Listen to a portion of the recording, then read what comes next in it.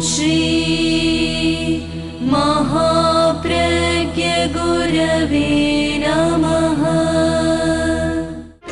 जिसके सांसों में रहता है शाश्वत शांति का स्पंदन, उस महाप्रज्ञ को वंदन, उस महाप्रज्ञ को वंदन। सत्य अहिंसा अनेकांत को अर्पित जिसका तन मन, उस महाप्रज्ञ को वंदन, उस महाप्रज्ञ को वंदन। जिसके सांसों में रहता है शाश्वत शांति का स्पंदन, उस महाप्रज्ञ को वंदन, उस महाप्रज्ञ को वंदन।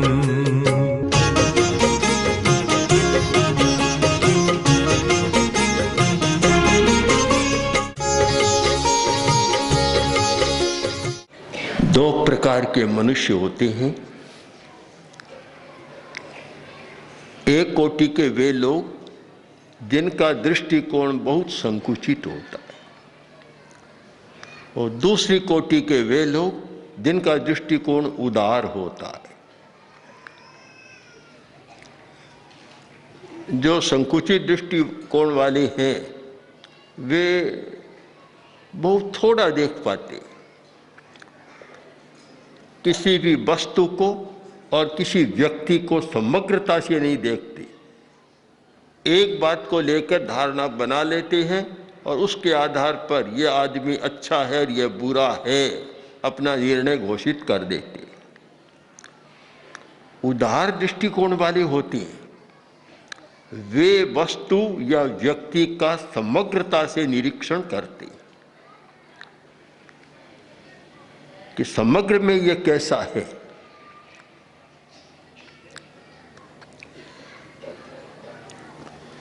हमने देखा कि एक व्यक्ति में बोलने की ज़्यादा आदत है।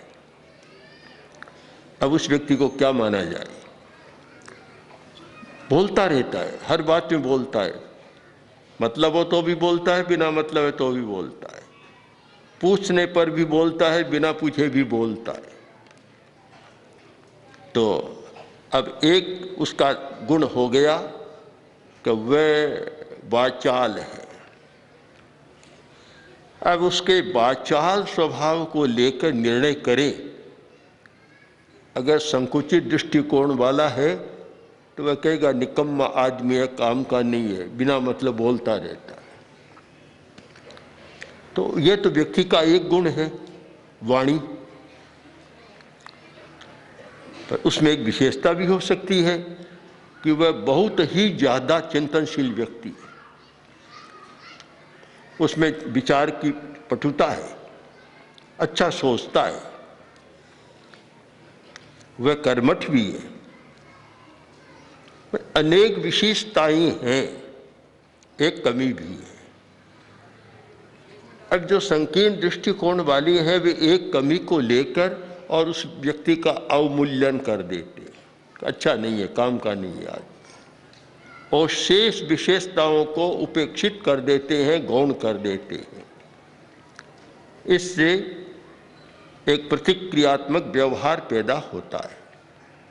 प्रतिक्रियात्मक होगी क्योंकि उसमें जो इतनी विशेषताएं थी उसको वह नहीं देख सका, केवल कमी को देख सका। उदार दृष्टि वाला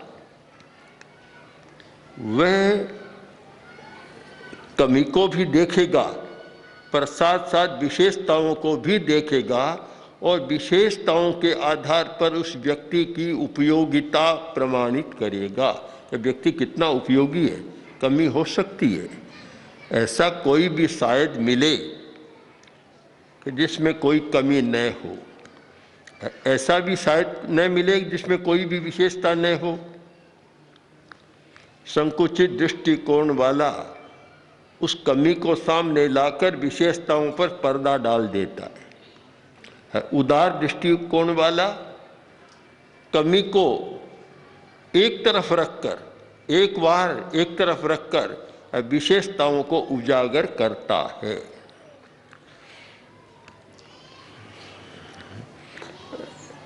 एक आदमी ने अच्छा काम किया, अच्छा लेख लिखा, अच्छा चित्र बनाया, अच्छा कोई और कार्य किया, तो संकुचित दृष्टिकोण वाले में प्रमोद भावना नहीं होती। संकुचित दृष्टिकोण का एक लक्षण यह है कि ये मुझसे आगे न चला जाए। एक प्रवचनकार है, व्याख्यानदाता है, व्याख्यान देता है, और दूसरा भी कोई साथी है, व्याख्यान देता है। एक व्याख्यानदाता कोई कथा कहता है, दूसरे ने पहले कह दी, इतने में तो बस विग्रह शुरू हो गया कि मैं कहता हूं वह बात तुमने क्यों कही। ये तो मैं कहता हूं, मैं जिस ग्रंथ का वाचन करता हूं तुमने उसका क्यों किया। कोई अच्छा बोलने वाला है, लोग आकर प्रशंसा करते हैं कि उसने बहुत अच्छा दिया, ये तुम क्या जानते हो अच्छा क्या होता है, बुरा मौन रहो, चुप रहो। ये सारे जो क्रियाएं प्रतिक्रियाएं हैं, ये सारे संकुचित दृष्टिकोण की देन है। वह दूसरे की विशेषता को भी सहन नहीं करता, दूसरे को आगे बढ़ना भी देखना नहीं चाहता, और केवल अपना ही अहं पोषित करता है। शायद संकुचित दृष्टिकोण अपने अहं की प्रबलता के कारण बनता है। इतना अहम प्रबल है कि अपना ही स्थान है, उस जगह दूसरे का कोई स्थान नहीं है। दृष्टिकोण सीमित हो जाता है, संकड़ा हो जाता है। उदार दृष्टिकोण वाला, उसमें प्रमोद भावना होती है। व्यवहार का एक बड़ा सूत्र है प्रमोद भावना। 4 भावनाएं बहुत प्रसिद्ध हैं। पतंजलि, महर्षि पतंजलि ने भी योग सूत्र में उनका उल्लेख किया है, मैत्री, प्रमोद, करुणा और मध्यस्थ भावना। बौद्ध साहित्य में भी है और जैन साहित्य में भी है। अगर हम व्यवहार कौशल की खोज करें, उनके सूत्र खोजें और 4 भावनाओं के मर्म को समझ लें, मैत्री, प्रमोद, करुणा और मध्यस्थता, तो हमारा व्यवहार काफ़ी अच्छा हो सकता है। बहुत पर्याप्त है चारों भावनाएं व्यवहार परिष्कार के लिए। प्रमोद भावना, दूसरे की विशेषता देखकर राजी होना, दूसरे की विशेषता को प्रोत्साहन देना और दूसरे की विशेषता को पवन बनकर और जनता तक पहुंचाना। जैसे हवा फूलों की सुगंध को दूर तक पहुंचाती है, वैसे दूर तक पहुंचाना, यह एक उदार दृष्टिकोण का कार्य है। ऐसे लोगों को मैंने देखा है जिनमें यह गुण इतना विशिष्ट था कि दूसरों की थोड़ी भी बात होती उसे बहुत ही महत्व के साथ आगे तक पहुंचा देते। संबंधों की जटिलता में ये दृष्टिकोण का बहुत बड़ा अंतर है, क्योंकि एक व्यक्ति में आगे बढ़ने की भावना है, कुछ करना चाहता है, किंतु संकुचित दृष्टिकोण वाला बड़ा होता है तो उसको वहीं ठप कर देता है। भारतीय क्षेत्र में विद्याओं का ह्रास होने का भी ये कारण बना कि जो शिक्षक थे या कुछ गुरु थे, ऐसे थे कि बस ये विद्या मेरे पास है, दूसरे के पास न जाए, दूसरे के पास जाएगी तो मेरा मूल्य कम हो जाएगा। इस अर्थ में देखें तो आज का वैज्ञानिक दृष्टिकोण है विज्ञान जगत का, वह काफ़ी उदार है। कोई भी नई खोज होती है फिर वह पेटी में बंद नहीं रहती, सारे विश्व तक पहुंच जाती। और एक ये रहा कि बस मेरे पास रहे, मैं प्रथम नंबर का वक्ता बनूं, कोई दूसरा वैसा न हो। मैं प्रथम नंबर का अध्येता बनूं, कोई दूसरा ऐसा न हो। और व्यवहार के जगत में देखते हैं तो मैं प्रथम नंबर का धनी बनूं, दूसरा वैसा कोई न बने। कुछ घटनाएं व्यावसायिक जगत की सुनने को मिलती है, विश्वास भी नहीं किया जाता और अविश्वास करना भी कठिन होता है। एक व्यक्ति बढ़ रहा है और उसको कैसे नीचे गिराया जाए। कुछ लोग इस चेष्टा में ही रहते कि मेरा काम जो प्रथम नंबर का है, दूसरा कोई आए नहीं, आता है बीच में, तो कहाँ तक पहुँच जाते हैं कि हत्या का केस तक भी हो जाता है। एक युवक बहुत उन्नति कर रहा था व्यापारिक क्षेत्र में। अब सारे दुकानदार उसको सहन नहीं कर सके। परिणाम यह हुआ कि किसी बहाने उसकी हत्या हो गई। यह जो संकुचित दृष्टिकोण है, यह विकास में भी बाधक है और पारस्परिक संबंधों में भी बहुत बाधा पैदा करता है और व्यवहार को भी जटिल बनाता है। हमारा दृष्टिकोण उदार बने, और हमारे पास तो उदार बनने का एक सैद्धांतिक हेतु भी है कि जब एक धार्मिक व्यक्ति, एक आध्यात्मिक व्यक्ति इस सच्चाई को स्वीकार करता है कि सब आत्माएं समान हैं, नो हीने नो अरित्ते, कोई हीन नहीं। आचार्य सूत्र का कितना महत्वपूर्ण संदेश है कि नो हीने नो अरित्ते, कोई हीन नहीं है, कोई अतिरिक्त नहीं है। जब समानता का सिद्धांत हमने स्वीकार किया तो फिर अतिरिक्त की बात पैदा ही नहीं होती और न हीनता की अनुभूति होती। केवल इतना अंतर रहता है, एक व्यक्ति को अपनी क्षमता को व्यक्त करने का, प्रकट करने का साधन मिल गया, हेतु मिल गया, एक को नहीं मिला। तो दूसरे व्यक्ति का काम तो ये होना चाहिए कि ये मेरे जैसा ही है, मेरा साथी है, और इसको ये नहीं मिला तो मैं कैसे इसको ये उपलब्ध कराऊं, कैसे मैं सहयोग करूं।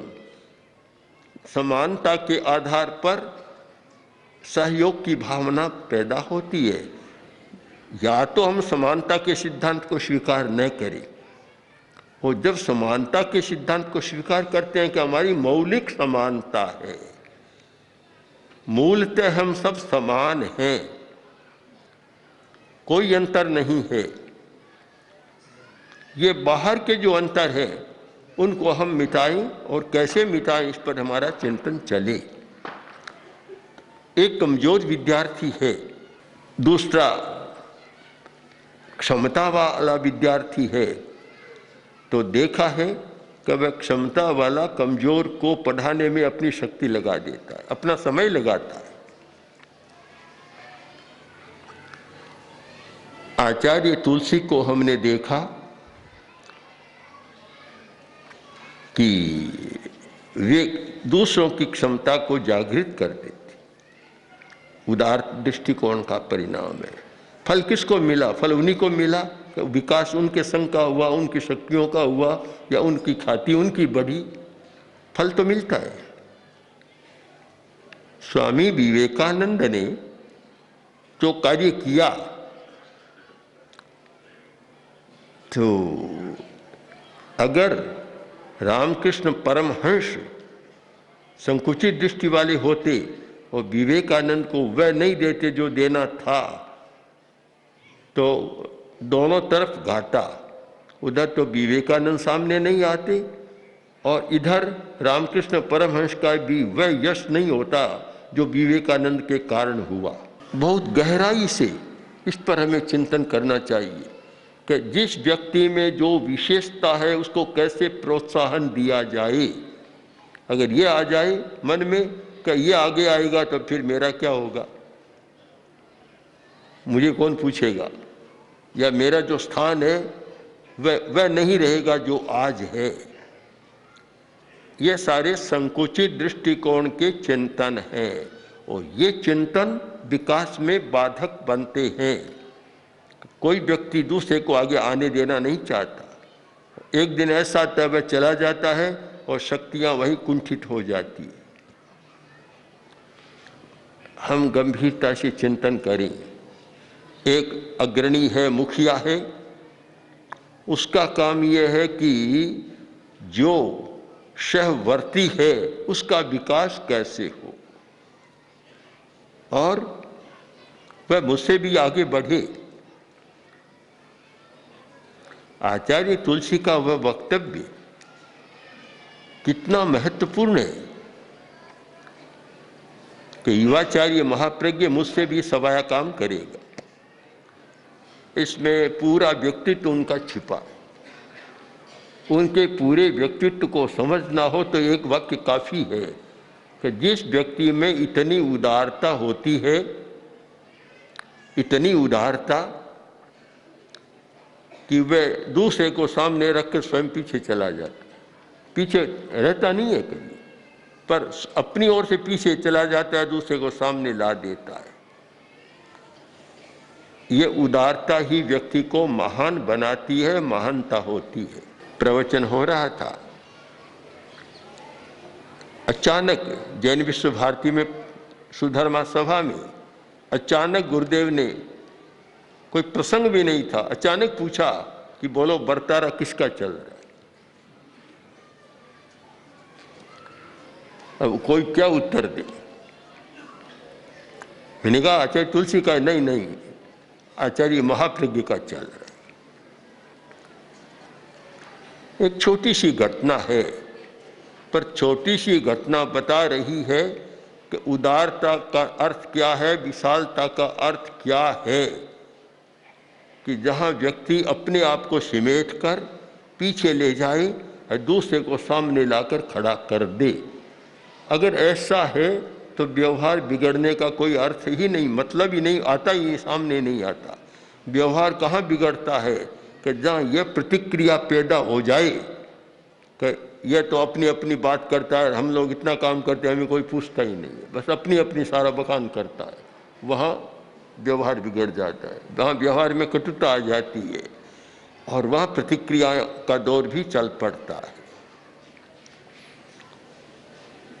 बात तो बहुत सीधी लगती है पर बहुत टेढ़ी बात है,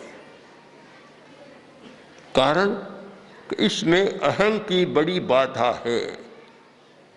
जब तक हम अहंकार का पूरा विश्लेषण न करें और लोभ का पूरा विश्लेषण न करें, हम व्यवहार का पूरा सामंजस्य नहीं बिठा सकते और अर्थ भी नहीं समझ सकते। व्यवहार में जटिलता लाने वाले दो बड़े तत्व हैं, अहंकार और लोभ, ममकार या लोभ।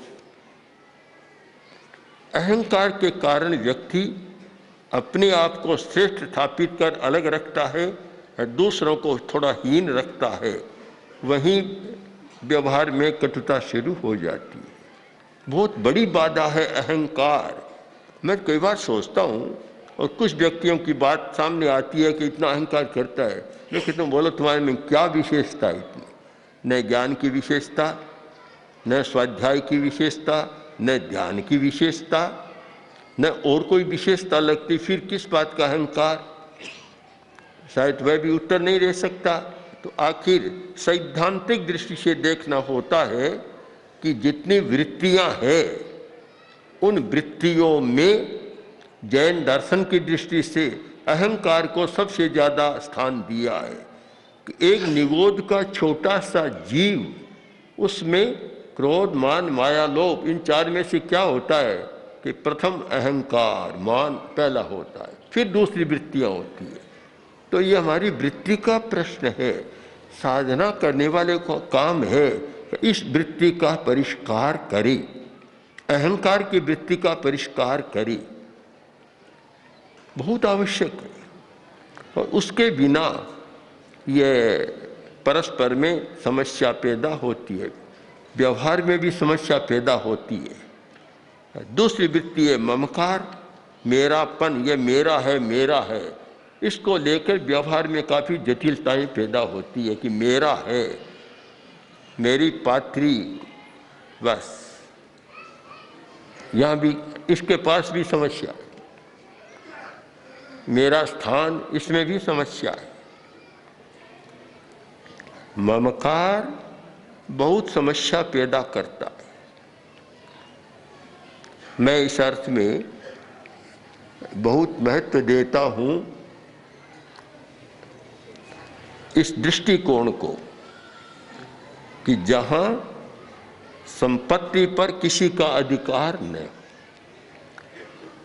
अब व्यवहार की सीमाएं हैं, किंतु एकाधिकार न हो।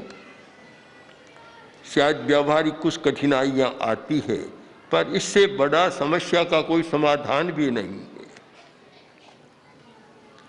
केवल उपयोग के लिए हो, मेरा अधिकार स्वामित्व उस पर न हो।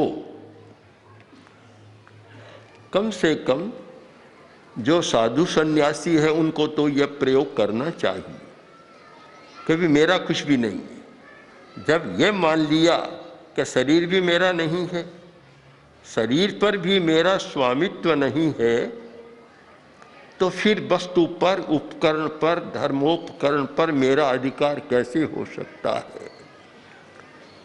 एक बहुत बड़ा समाधान है।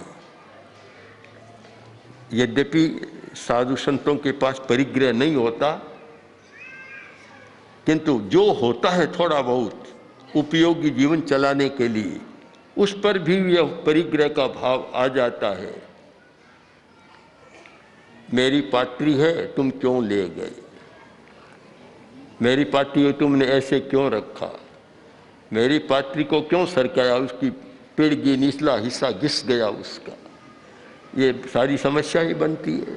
यानी जहाँ ममकार का भाव आया वहाँ समस्या होती है। तो मैं सोचता हूँ कई बार कि ऐसा होना चाहिए कि काम के लिए सब की है, किसी की नहीं है। अगर ये प्रयोग करे समणिया, कभी पात्र किसी के नहीं, बस समुच्चय के हैं, काम के लिए ले जाओ और रख दो अपना, जिम्मेवारी किसी की नहीं। तो फिर एक व्यवहार का प्रयोग हो सकता है।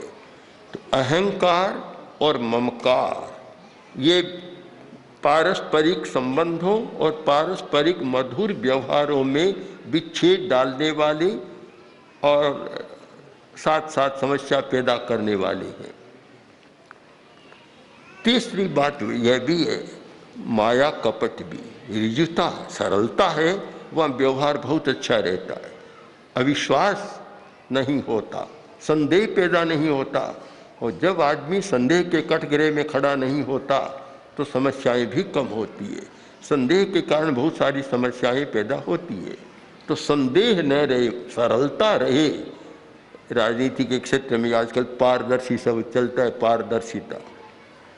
मुझे नहीं पता पारदर्शिता का अर्थ क्या है वहाँ, पर साधना के क्षेत्र में ये बहुत जरूरी है कि सरलता रहे, हम छिपाए नहीं।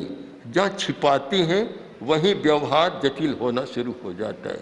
तो उसने ये छिपा लिया, ये छिपकर काम कर लिया, वहाँ व्यवहारिक कठिनाई पैदा होती है। तो ये पारस्परिक संबंधों में बाधा डालने वाले तीन तत्व हैं, अहंकार, ममकार और माया कपट। इन तीनों से बच सके और तो उदार दृष्टिकोण बनेगा। दृष्टिकोण को संकुचित बनाने वाले कारक तत्व ये हैं। जिन व्यक्तियों ने इन तीनों पर अपनी विजय प्राप्त कर ली, वे नैरो माइंडेड, संकुचित दृष्टिकोण वाले नहीं होते। उनका सारा चिंतन विचार इतना ब्रॉड, इतना एक व्यापक होता है कि वे व्यापक दृष्टि से सबको देखते हैं। जिनका दृष्टिकोण व्यापक है तो समझ लेना चाहिए कि उन्होंने अहंकार, ममकार और माया कपट पर अपना अनुशासन किया है। और जिनका दृष्टिकोण संकुचित है तो समझना चाहिए कि उनका अहंकार, ममकार और माया कपट अभी उत्तेजित है, आविष्ट है, शांत नहीं है। तो हम दोनों कसौटियों पर कस सकते हैं। और फिर ये बात स्वीकार करने में कोई कठिनाई नहीं कि जो व्यक्ति उदार दृष्टिकोण वाला होता है वह व्यवहार में मिठास भर देता है, और जो संकुचित दृष्टिकोण वाला होता है वह व्यवहार को कटु बना देता है।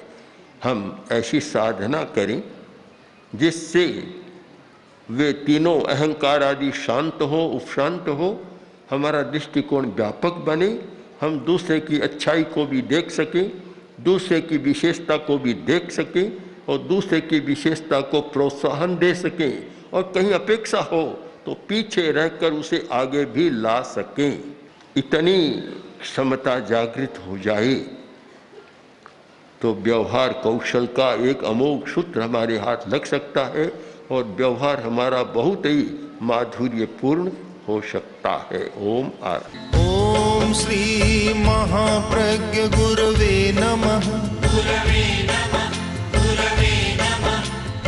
ओम श्री महाप्रज्ञ गुरवे नमः। ओम श्री महाप्रज्ञ गुरवे